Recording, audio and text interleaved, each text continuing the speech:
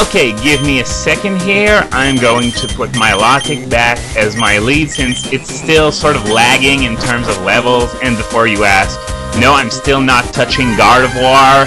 I'm keeping it in the mid-40s for now because the end game is going to be very generous to it with all the water types, both in the wild and that belong to swimmers and all that stuff. So that's why I am not going to increase its level further until I hit Route 124.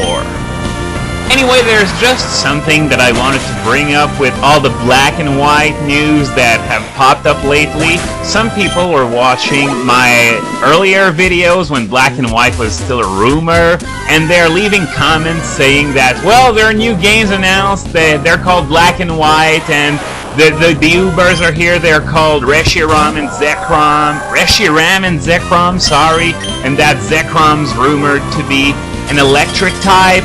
I know all that stuff. You just have to keep watching, then you're gonna see me talk about that in due time. So if you think that you're giving me a scoop, well, guess what? You're not. So stop clogging my inbox with stuff I already know, okay?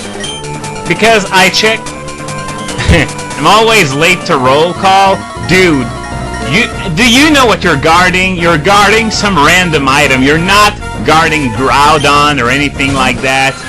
You're guarding a freaking item. I don't know what the item is. It better be good because it's been a huge detour just to go and get it. Anyways, I was about to say, if you're not sure whether I know something or not, odds are I know it. I visit Cerebi and Bulbagarden daily, so whenever there are any important news that show up, I am going to learn about them instantly. Well, not necessarily instantly, because I have to work and eat and sleep like everyone else. Okay, now let's check out what this item is, and it's a rare candy. Well, at least it's not a potion. Be right back. Okay, so I'm back, and I was at the spot where I entered this little side path, which was just south of... You remember those two grunts that were running around in circles, and one of them even complained that he was doing nothing but running around in circles? Well, yeah, that's the spot. And I think this pretty much was the last time I needed to backtrack out of there, because that side path, amazingly, was probably the longest part of the dungeon. So I'm getting pretty close to Groudon now, even though there are a few more rooms to go. They aren't very big rooms, and the grunts, well, all of them have only one Pokemon from here on in. This guy claimed his left ear was burning up because he was stationed next to a pool of magma. Well, looks like someone else was late to roll call. Jesus Christ, was Tabitha the only one that was on time for roll call? And Maxie was like, where are all the others? Well, for that I'm gonna have them guard rare candies and magma pools. Super. Wow, Maxie really is a dick. Anyway, after I finished my last Donkey Kong video, the first thing I did was that I went and I ordered a PC controller. My brother has one of these, and it's working out quite well for him. And so I bought a very similar model, not the one he has, because the one he has a rumble built into it, and the one I ordered doesn't. But it's not like rumbles are compatible with emulators, because yeah, I'm buying this controller for LPing purposes so that I'm gonna look less stupid when doing those Donkey Kong LPs and whatever else I'm going to do after that. I'm gonna keep using a keyboard for Pokemon though, but for those side LPs like Donkey Kong Country, I'm going to start using that controller once I get it. And I don't know when exactly I'll get it, but they told me to expect it around the 14th, which, well, I'm not going to be doing any LPing during that week because I'm going to be busy watching the Great Gonzalez Marathon. And speaking of which, I'm going to link you in the movie description to the version 2 of the marathon schedule. They changed it around a bit. And, okay, I think this guy's saying something rather interesting here. I think we're going a little too far. Wow! A grunt that actually questions what his boss is doing. Well, he's probably more brilliant than the rest. too bad he seems to have been late to roll call too, because he's stuck guarding a dead end. That's right, guarding a dead end. It's probably even worse than guarding a dead end with an item or guarding a magma pool. Jesus. Oh man, those guys suck.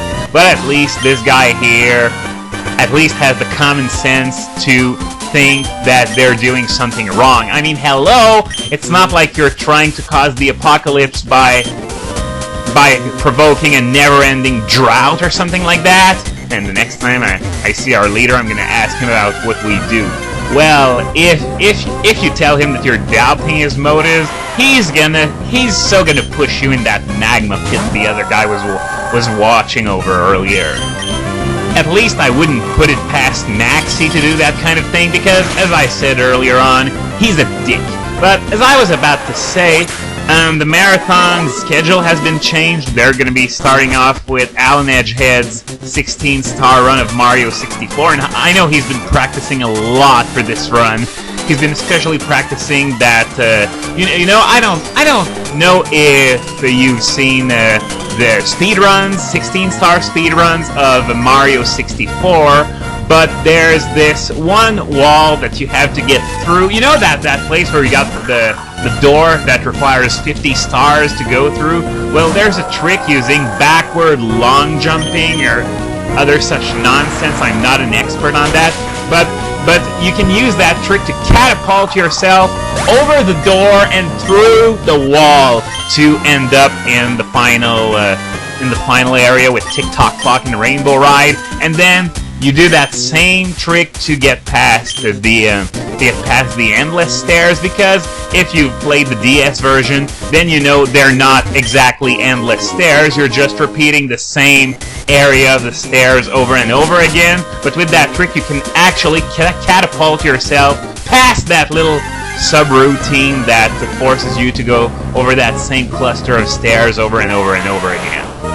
So, yeah, really looking forward to that. And for those of you who have any Japanese Generation 4 game, there will be a special Wi-Fi event to tie in with Movie 13, and you're going to be given a Scizor with the ability Swarm, as well as X-Scissor, Agility, Swords Dance, and Iron Defense, I believe. And, yeah. Oh no! I blabbed about Groudon! Well, it's not like it was a big mystery to begin with. But, yeah, as I was about to say, remember how I said the spiky-eared Pichu was the most mind-numbingly insulting event Pokemon of all time? Well, this guy here, this Scizor, has it beat completely. Because the spiky-eared Pichu, at least it's a collector's edition item, it looks special even though it can't evolve, so it can't fight for peanuts. But here you got a Scizor with the lesser of the two abilities, no Bullet Punch, and on top of that, 4 moves that are learned by level up. Not even an egg move, not even a TM to say, you know, it's more convenient that way. You don't have to breed or use expendable TMs on that Scizor, but no, 4 level up moves, and no Bullet Punch, no Technician. Let me put this straight. It's like you're building a nuke, okay? And instead of putting uranium into that nuke, you put water in it. Yeah, that's really gonna destroy a lot of stuff. Or worse, I got it. Instead of putting uranium in that nuke, you put pennies in the nuke, because pennies are bullshit. And then, what you do is that you drop the nuke, do a very minimal amount of damage, and then your enemies have enough money to rebuild because of the pennies. That's what this event Scizor is. Go get it if you want. It's a free Scizor, but that's really all there is. There's nothing special about it at all. In fact, I lied. There's something special about it, and that's just how much it sucks for a Scizor. Okay, so now I think it's about time to stop this video here because I'm closing in on the time limit. And in the next video, we're gonna have fun because I'm going to be facing a gauntlet made of Tabitha and Maxi, the same as in Mount Chimney.